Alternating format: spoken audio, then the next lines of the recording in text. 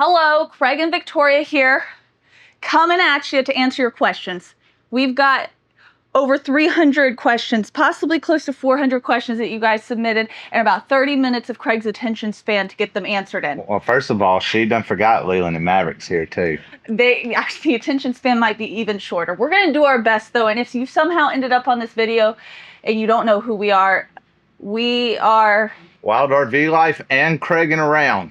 a couple of YouTubers, I guess, who do stuff, used to travel in an RV. Now we're doing DIY stuff. What does our future hold? We don't know what we're doing. We're answering all of that in this video, so stick around and maybe you'll enjoy us. I don't know. I've got the questions here. Got the questions. Craig has not seen a single question. I ain't reading words. So first up, we're going to give you a little bit of background because there was a lot of questions about how did we meet? Like, what was our life like before RV life? We're going to go way back to the beginning of our lives. I grew up in Florida as the oldest of 7. Grew up in a little town south of Tallahassee. I was a nerd in high school. The only reason why I got to go to college is because I got scholarships because my parents weren't able to pay for it. So I came from Florida in Port St. No, you didn't. Where does your accent come from? Where were you born? I was born in Tifton, Georgia. And I don't know why I have this accent, and everybody asks me where I'm from because I have an accent. And then some people just automatically assume that I'm stupid because I have a southern accent. And you moved to Port St. Joe, Florida. Port St. Joe, Florida. Grew up Port St. Joe, Florida. In like second grade, right? Second or third, I can't remember. I was pretty young still. Okay, so how do we meet? We met when we were both still in high school. Even though we were from different towns, we went to youth camp with our respective churches. I didn't have any friends that year that we went in 2008. Craig had him and all his friends there, and he invited me to play football with him. And then, what'd you do? She didn't want to catch the ball with her hands, but instead caught it with her face. Caught it with my face. He hit me in the face with a football. It's true. Nerds kick. That hand-eye coordination just ain't there. He knew just how unathletic I was from the very beginning, but yet he still asked for my number at the end of the week. Yeah, like they tell you not to. I was already planning ahead back then. Now everybody wants to assume because I got a southern accent I'm dumb, but I was smart as a youngster too. I was like, that's a nerd. I'm putting a ring on it. And it worked. Needless to say, we grew up and got married young. I was 19 and you were 20, right? Yep. So bringing us, what did we do before our RV life? I went to college right out of high school, got my undergraduate and graduate degrees in social work, worked some part-time jobs in like communications at the Department of Education to help pay for that college. It's kind of expensive. And while I was in college getting an education, I was a corrections officer. That's what I did right out of high school. Seemed like a good option back in them days because they paid you a salary with great benefits. That's how them government jobs be getting people. Listen, if you're a youngster out there thinking about them government jobs and they're like, well, it don't pay the best, but it's got great benefits. That's how they trap you, okay? I've warned you. You make your own decisions as you're a beginner adult, okay? But Craig doing that did help pay for college. I didn't have to take out any student loans. And so that was a pretty good, got us off on the right foot, I guess. Then Craig didn't want to be a correctional officer anymore. No, it was the worst job in the world. Worst job in the world.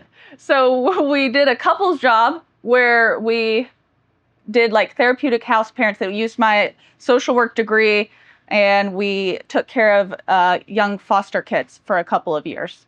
After that, we completely changed gears in life, and I made a shift into marketing. At this point, I think I am a home inspector. As a home inspector, I started a lawn care landscaping company that the goal was just to employ people while I did home inspections and grow the business that way and send them to do the jobs and stuff.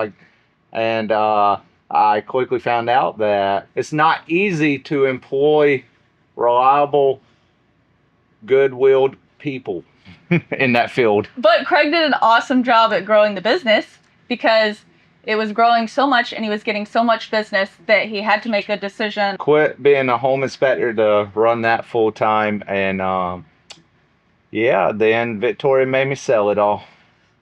that kind of brings us up to 2021, which is when we decided to do RV life. At that time, like I said, I had made a shift into working in marketing. I had a master's degree in social work, but I had started working with a fully remote company and ended up being the head of marketing in that company. So I was running the entire marketing department. It was a fully remote job. It was remote even before COVID. And because it was remote, that's what kind of got us started talking about RV life. And then COVID happened, and then it was already hard hiring people. And then I was also getting a bigger contract that would have immediately required me to hire 2 extra people. And then at the same time, COVID was happening, and couldn't do it. We ended up selling everything, the house, my business. Victoria was still working. I got to be retired for a year, and then she got jealous and forced me into editing YouTube videos. We'll get more into that yet later. People have questions about YouTube. Oh, okay. Now the question is about our relationship. We've been married how long? 14 years. 14 years. So here's this question. Do you ever, maybe not fight, but butt heads? I know it wouldn't make good videos, but you seem so laid back. Surely it's not all sunshine. Sometimes we bicker and argue.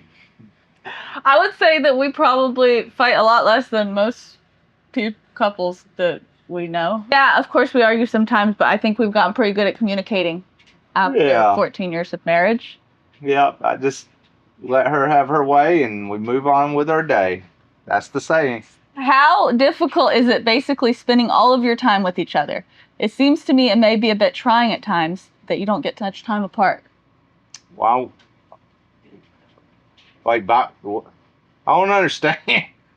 If I'm not spending time with you in this scenario, in the whoever asks the question's head, am I just sitting off by myself? What am I doing? Am I napping? So, I don't know, you could be hanging out with your friends. I don't have time to do that. I'm just always constantly stressed out that I'm behind on making YouTube videos or doing the projects for the YouTube videos. So we used to get this question a lot when we first started RV life too. They're like, how could you live with your spouse in 300 square feet? Who else would I live with? I don't know. We like each other. It's why we married each other. I don't get the question. I feel like if you like who you married, you wouldn't mind being with them.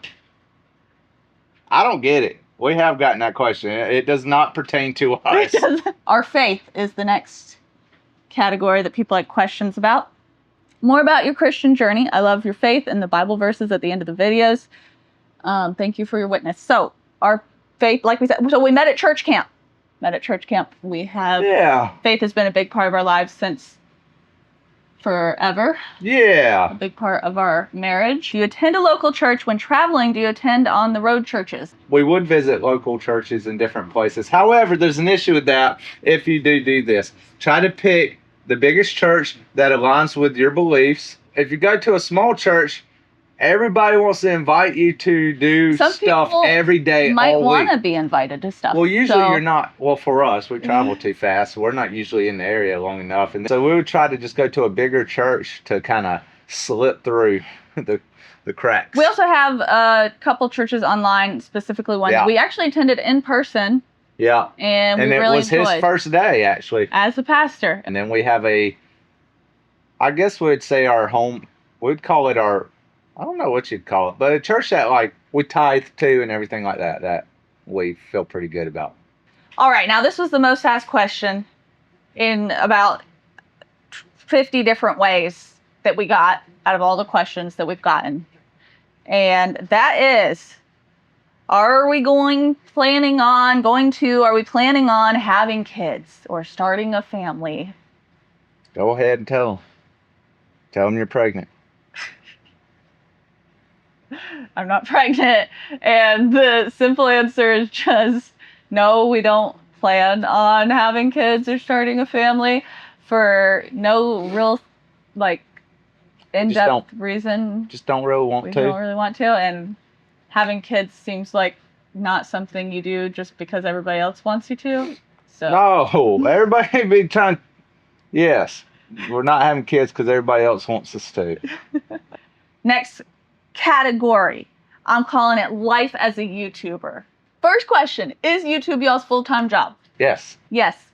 Many of you know that like I said, I was the head of marketing. I left that job in September of 2024. That was right at the very end of like leaving Alaska. So right before we started our Class C renovation series, when we were renovating Class C, doing 2 videos a week, testing out some new things on the channel. Somebody asked though, so campsite is looking nice. Thank you.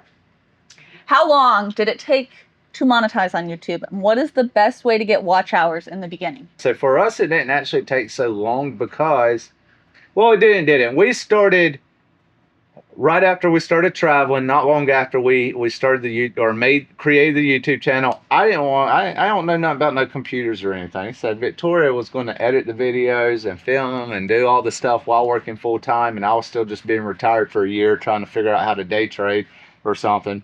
Or learn CAD for some reason. Did 10 videos and stopped for like a year after that. And then because we got like no subscribers, no views. And it wasn't worth the extra work for Victoria. So fast forward a year past that, then Victoria talks me into editing the videos. January of 2023 is when we kind of officially started. Yeah, so I had to figure out editing software and all that. But when we actually were like, let's try, then it didn't take long at all. It was like a few videos, and then we were our monetized. Second video I think we posted shot up and got like 4,000 subscribers. 4,000 subscribers in the first video. Really quick. So we were able to monetize after that video, and then it takes like a week or something for that to be processed by YouTube and to get you in on their payroll. The best way to get watch hours in the beginning is to be talking about information that everybody wants to hear. Good luck figuring out what that is. Or make an entertaining video.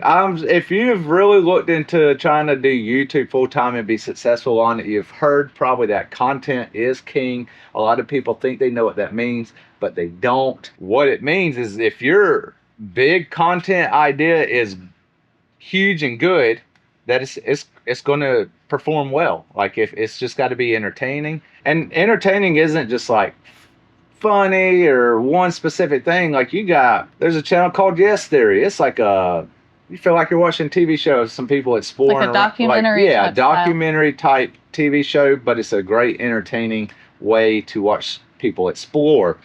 I will say that when we started YouTube, like with Craig in charge, he started devoting full-time work to it. Yeah. Before we ever knew it was ever going to pay us a dime. Like every day he was on YouTube looking at other successful YouTube channels, other successful videos, trying to figure out what made them successful. And when it came to our videos, he wasn't making it to share with family and friends. He was editing it to try to make it as successful as possible. I would get up in the mornings and start working on the video like a normal job. It'd be like 7 o'clock, 7:30, 8 o'clock, somewhere in there. I'd start my day, start working on the videos, editing and stuff, or learning how to edit better, or tell stories better, or whatever. I'd try and figure out how to be better. And there's so many things that you did that you look back and you watch like those older videos and you're like, why was I doing that? Yeah. It's because you were testing, you were trying. Yeah. We were trying, like the goal was from the beginning to turn YouTube into and I still do. Like, we ain't got it figured out. No, and we have figured a lot of stuff out, but we do not have it figured out. It's easier to tell you what doesn't work too sometimes. What not to do is don't do the same exact thing as everybody else. It's done. It's time to figure out something else that's not being done. If you want to stand out, you got to do something different. And then a lot of people also love to do what we're doing right now. Sit in front of the camera and just talk. It's not interesting. How many of you done clicked off? Come back and raise your hand. It's not interesting. So don't do that. Try to figure out what could be really good and interesting and go from there. And if it doesn't work, stick with it and improve on it. Improve on whatever's different. It does take time too. A lot of it is consistency, but consistency with improvements. The grind is very much worth the process. Question. Do you lose YouTube revenue if I skip through ads or if I skip through some of your video?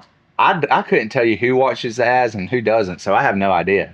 We do not get to know the very detailed specifics of the monetization algorithm. Our job is to make a video that is interesting enough for you to want to watch the whole thing. And we don't care if you skip the ads. I would skip the ads too. But like the more ads that are watched, yes, the more ad revenue we make, to answer the question. But also, don't worry so much about it. We just hope that we're making a video good enough for you to want to watch the whole thing. If you could give advice for someone starting a YouTube channel, which you just gave a bunch of advice, but what would be the most time-saving advice that you have learned throughout the years? I have the answer to this. Oh, okay, go ahead. My answer is none. There is no time-saving advice. If your goal is to save time, don't start a YouTube channel. Because as soon as you learn how to be more efficient in one area and you do start saving time in maybe one area, if you're working on growing, now you're devoting that time into a different area to improve that. Yeah.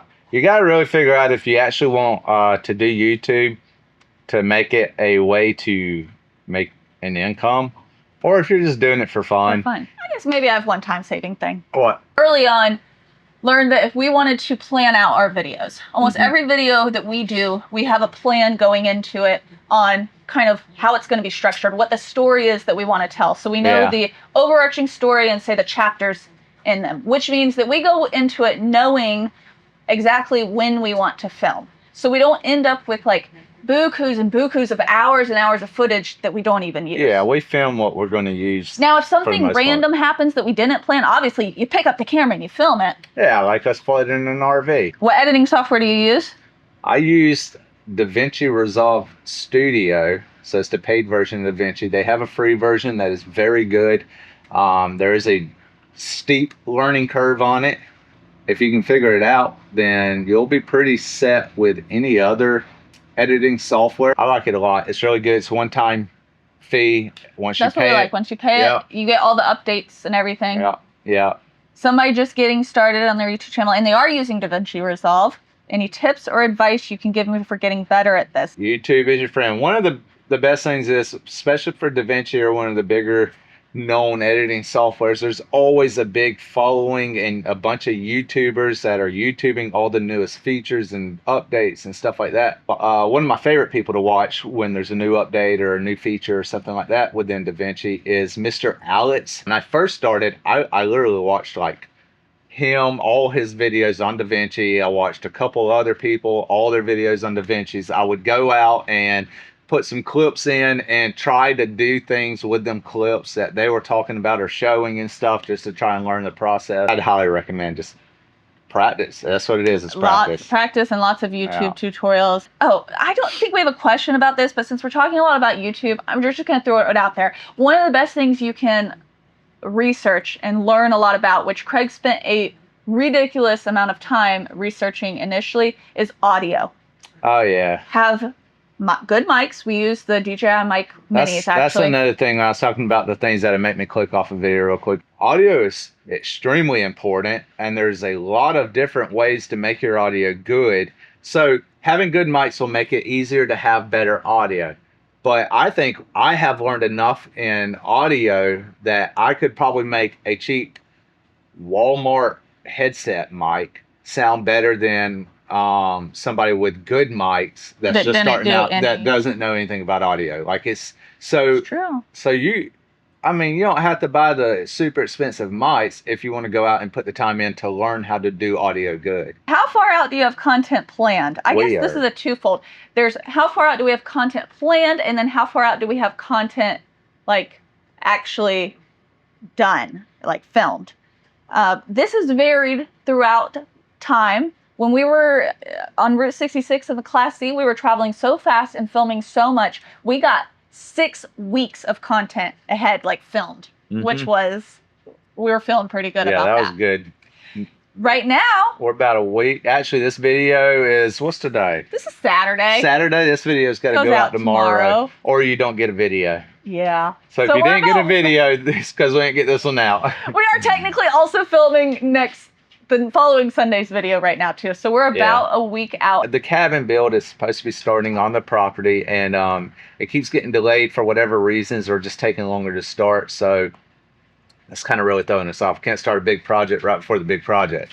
So now planned wise, we usually have a rough idea of what our next year will look like for content, with the idea that nothing's ever set in stone, because if we see some type of content performing a lot better than other types of content, we will pivot and shift. Yeah. Our travel plans for this year were completely changed and pivoted once we saw the performance of the property. So, which also, if it's YouTube involved, like whether, when I say that, I mean the RV life stuff that falls under our YouTube channel, the DIY stuff at home is falling under our RV channel. Like if it's something that's on the YouTube channel, YouTube is first. So, and what I mean is like, if we're doing a project on our YouTube channel and it's just not performing well, we're changing it. Victoria, can you make a channel called Victoria and Around? Are y'all trying to kill me? No, like what?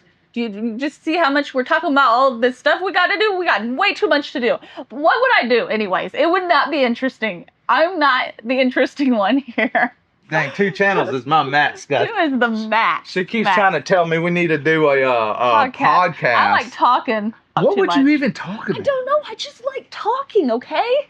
What would we talk about? I don't know. I've got a lot to say about a lot of things. I literally am not a talker unless it's something very specific that I want to talk about, and then I'll talk about that. But okay, so whose idea was it for a second channel, and did you think it would get to 100K so quickly? I've never seen a second channel grow that fast. That was awesome. I agree. That was crazy. I am super surprised at how well it has done and is doing. It's literally outperforming our main channel right now. So that's pretty crazy. Whose idea was it? I think it was Wade's. The story behind the name was I was out jumping on trampoline. His kid wanted me to go out and do some flips with him. Leland, you're knocking our people around. And somebody, I think inside asked where I was or something. He was like, Craig's just out there cragging around. Just out there cragging around. I was like, oh, that's a good name. I think we had like tossed around the idea of a second channel. It was both of our ideas. I really can't remember whose idea said it first. No. We just knew we were going to have so much content with the property stuff, and we didn't think that the property content would perform on our main channel. It's that's also played a role in plans changing and stuff. Now that we're seeing how much people really love the DIY stuff, and us just out there sweating to death. Question goes right along that. With that, our pond is not water; it is just a pool of our sweat. If y'all are wondering, it's coming up now that the summer's here. So high the water's raising, finally. We're sweating more. This is happening. So Wild RV Life and Craig and Around are exactly the same thing now, property renovations. As a viewer, am I to assume that this channel will go away, since it will be a long time before you build a camper and get back out on the road? Seems like a lot of work to manage 2 channels for the same content. However, I'm older and don't understand what it takes to be creators like you two are. I don't think either one of the channels is ever actually going to go completely away. I don't know if one ends up on a back burner at some point and we put more effort or more of our effort into just a single channel or whatever, but I think both channels are here. Yeah, we don't have any plans to end either channel. Now, the type of content that will be on either channel is subject to change based on the performance of the content. This has gone differently than we planned. We planned the second channel to be able to have property stuff over there because we didn't think the property stuff would perform on Wild RV Life. When it did, and it performed better, and then we went back traveling again for 6 weeks so that we could compare performances, and the property stuff still performed better. We are now obviously reanalyzing and reassessing what content is going to be on both channels. However, we do still like traveling, so... Yeah, any travel content's always going to be on Wild RV Life. Most likely. Yeah. Don't say always. Never say never or always. For now. For now. Our other probably most popular question that we get is, where does all this money come from? How do you guys... The money tree in the backyard, guys. How do you guys afford all these projects and equipment? And that answer is our job here on our business on YouTube, our YouTube channel.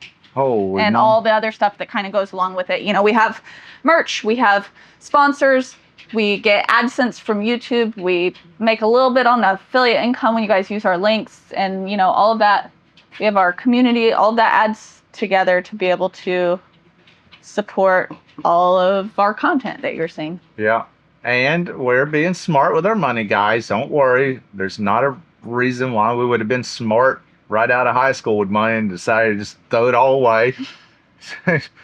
Since we started doing YouTube, that would make sense. Somebody asked, are you able to fund all of your projects with your YouTube earnings? Yes. Yes, with sponsors though. Like with sponsors, we have our private community, paid community. So it's not just the ad revenue from YouTube itself. It's like all these other things that we've created while doing YouTube. But it comes from treating YouTube like a business and like, all of the things that come along with YouTube. Ultimately though, we wouldn't be able to have this as our career if it weren't for two major reasons. And the first is you. If you didn't care enough about our stories and adventures to watch our videos and show your support, we wouldn't be doing YouTube. And if you weren't here watching, the second reason actually wouldn't exist either, because you're the reason that we have some awesome brands who have chosen to support our channel and have us share our experiences with their companies and products. So yes, we would like to take this opportunity to remind you about one of our longest channel sponsors, eTrailer.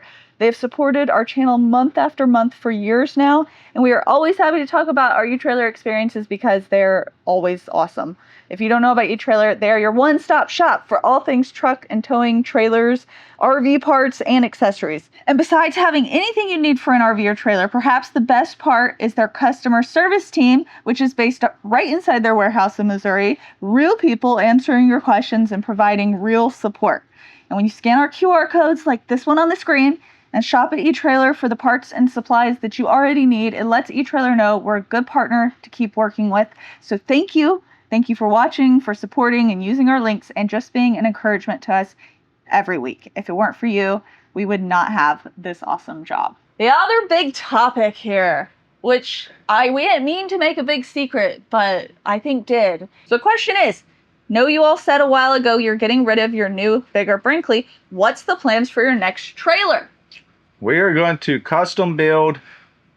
When I say custom, like me and Victoria's gonna build it. We're building. Yeah, we're building a cargo trailer out into an RV that we want to set up for like extreme camping. I don't know how to say extreme camping, it. Like, yeah. Off-road, cold, icy snow, desert, whatever. Yeah. And we're gonna have our cabin, so like we don't need a huge RV. We're ready for, like, we always are changing stuff, so we're ready for a different way to travel. The RV, this big thing. Also, here's another thing. I know I'm just kind of jumping around right now, but you bear with me. Another thing is this big, expensive RV literally just breaks. It just breaks. It just sits here and breaks. I'm tired of it. So the goal of building out our own is to keep it simple, less stuff to break, smaller, more nimble.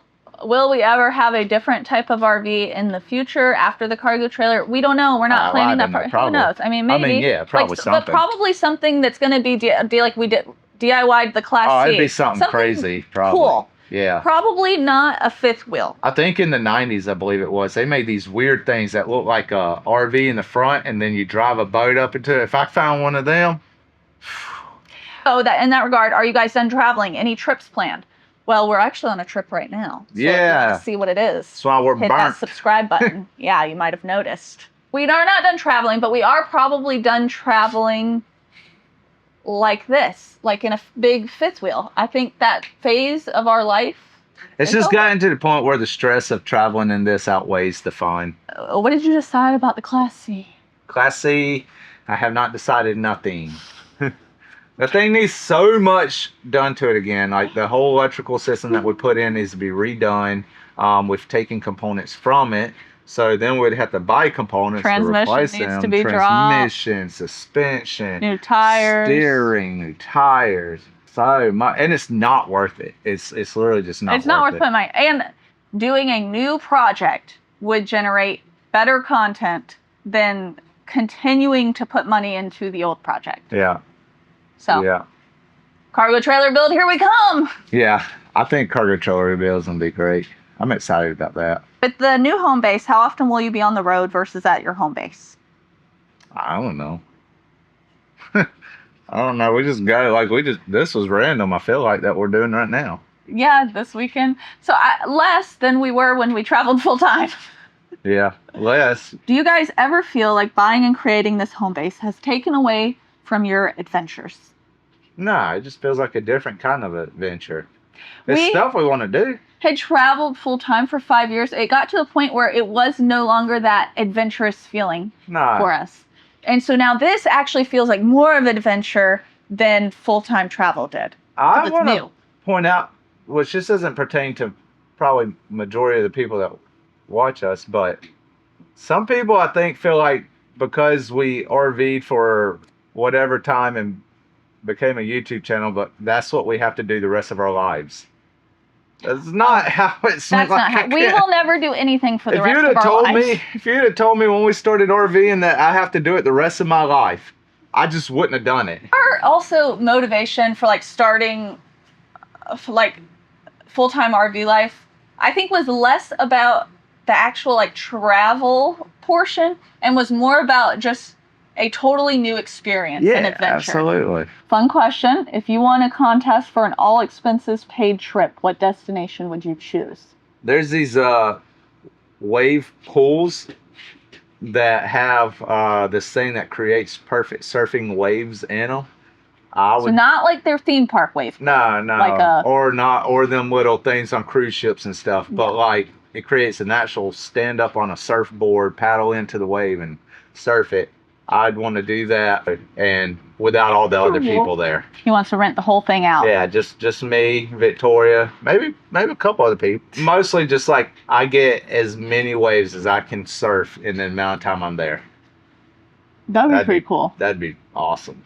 I think mine would be like a safari. Yeah, Like, well, go I'll just see be all at the my animals. wave pool, surfing, A hanging really 10 cool dead. safari. Hanging 10 dead.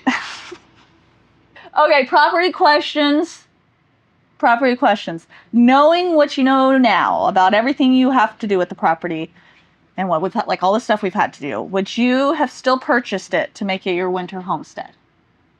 Yeah, I don't think at the price that we bought this property for the size and the water on it and everything, I have not yet seen a property in that category better than this one. How and where do I find property similar to yours? We found it on Zillow. We literally just use Zillow. And then one thing that is a good tip is if you find one that you feel really confident in, or you just want to take the next step, you can call like the building department of that area, right? In the building department. You're going to probably want to talk to building department and planning and zoning to see what you can do with the property, which we've said this in other videos, but you want to find out if you can do what you want to do with the property before you get too far down it, or even before maybe putting an offering in. But found it on Zillow. Yeah. Really boring, no secrets. I don't know. I wish I had a better secret and for you. proceeded to talk the person down like 50,000, right?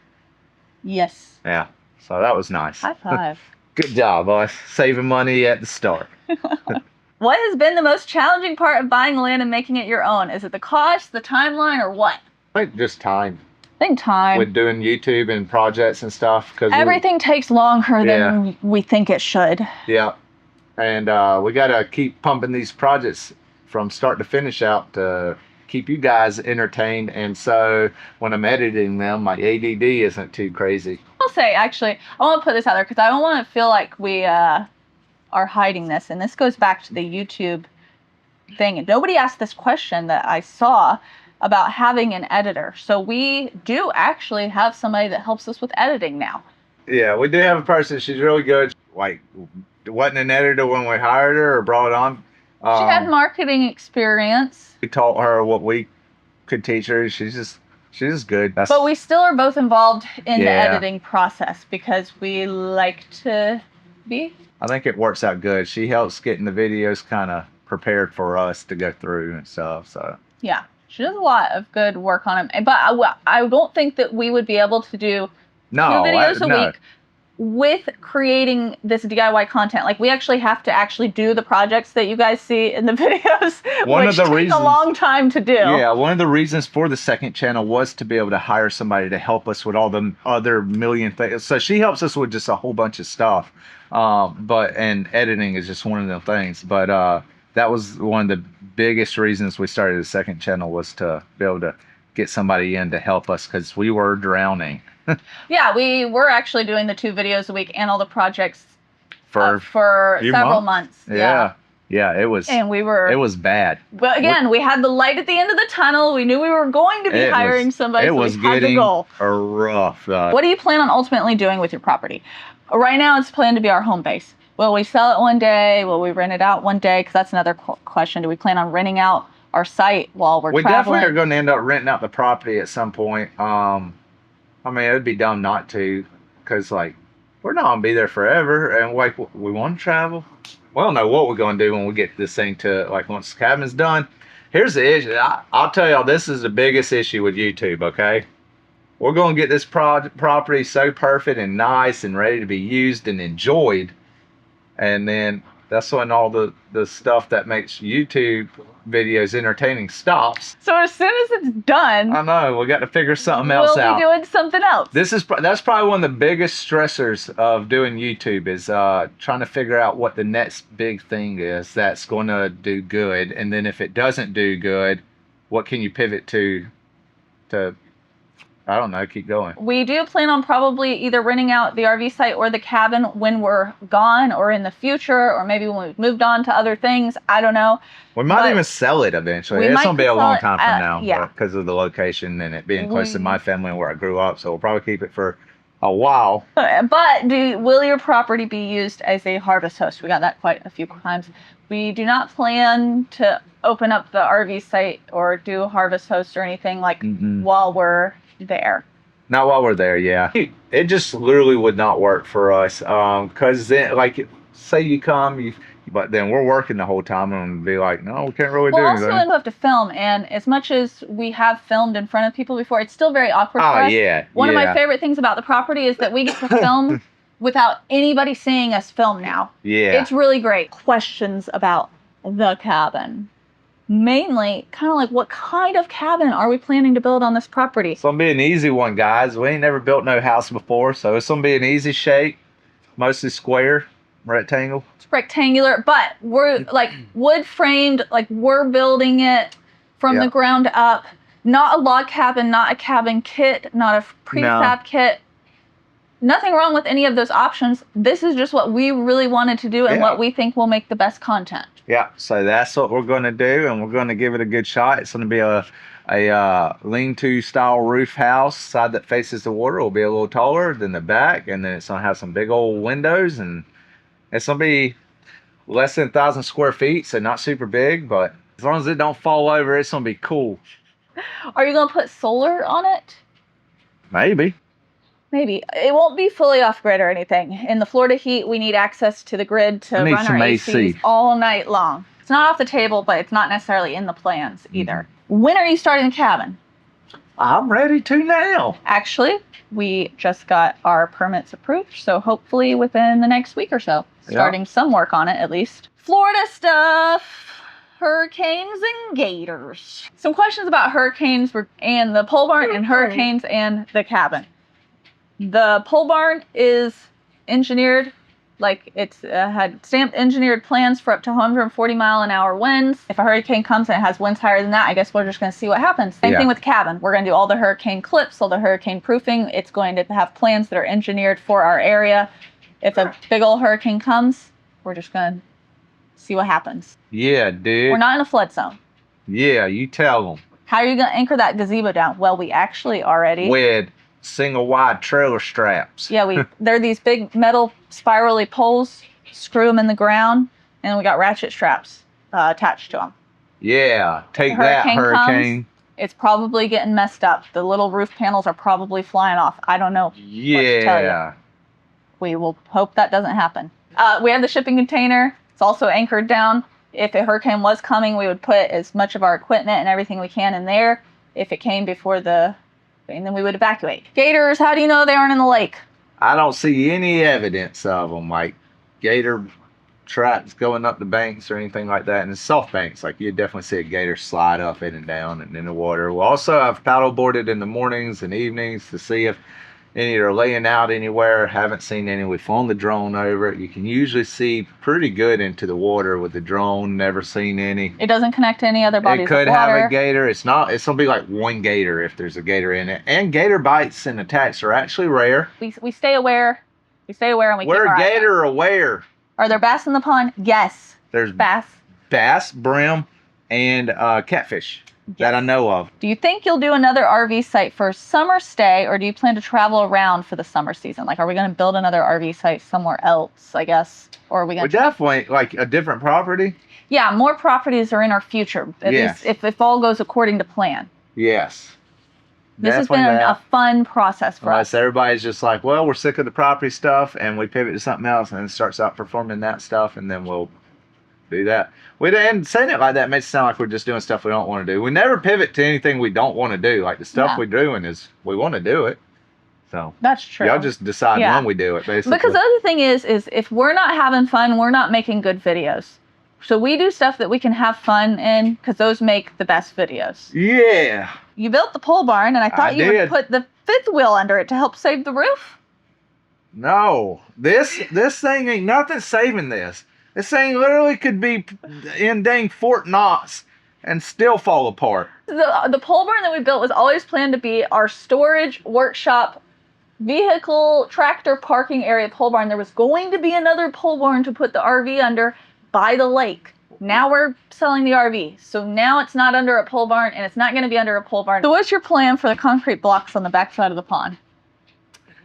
I don't know. There was a lot of questions about this too. I don't know. So I do like the idea of just covering them up with dirt and making a walkway over the top of them. Also, like others have pointed out, could make a pretty cool mountain bike feature. However, we don't know how far back our property goes, or even if we own any of the property past them blocks. There's no room to really cut down more trees to get stuff in there to be able to cover up the blocks, or to get the blocks out of there, or whatever. Because getting big equipment back there to do all that would require a lot of more clearing. Yeah, and I not our property. Don't have permission to just clear somebody's own property. The next topic is the Hanks.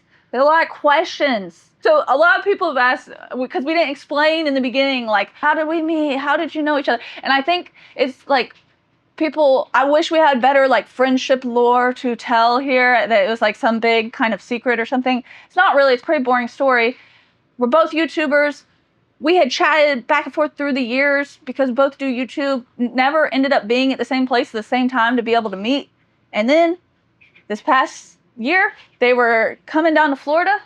We're in Florida. And we said, come check out the farm and hang out. We'll finally meet up in person.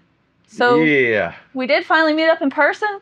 Turns out they're cool, and I guess we're cool. So now we're cool together, and we're friends. Yeah, I like them. Okay, the real question that we got most of is, how close is our property to their property? It's literally next door. If you pull up right Google Map and find our property, there's right there. Yeah. Okay. We're lying. I don't know, that's what people think, I think. No, but we're not actually gonna give. No, well, we're not answering that question. Go ask them. It's their property. You go ask them where it's at. We already gave out way too much personal information about our property. We're not doing it for somebody else. Somebody said, "I love you guys, but Leland and Maverick are my favorites. Can you tell us about them? How long have you had them? How old are they? Have you had other pets?" People want to know how they got their names. Leland is 14 years old, and we got him the year that we got married. When he was a little bitty baby puppy, mm-hmm. and could hear and see. How'd you come up with Leland's name? I don't know, I just like that name. I woke up and was like, we should name him Leland. So we got him as a puppy. He was so obedient and perfect. He learned to sit within the first day. He would listen so good. He was so perfect. And we thought, wow, border collies really are the perfect breed. Yeah, they just know human language. So smart. So everything. So when we decided to get another dog in, I think, 2018, because Maverick is 8 Dang, years dude, old, you're getting old too. Right? Yeah.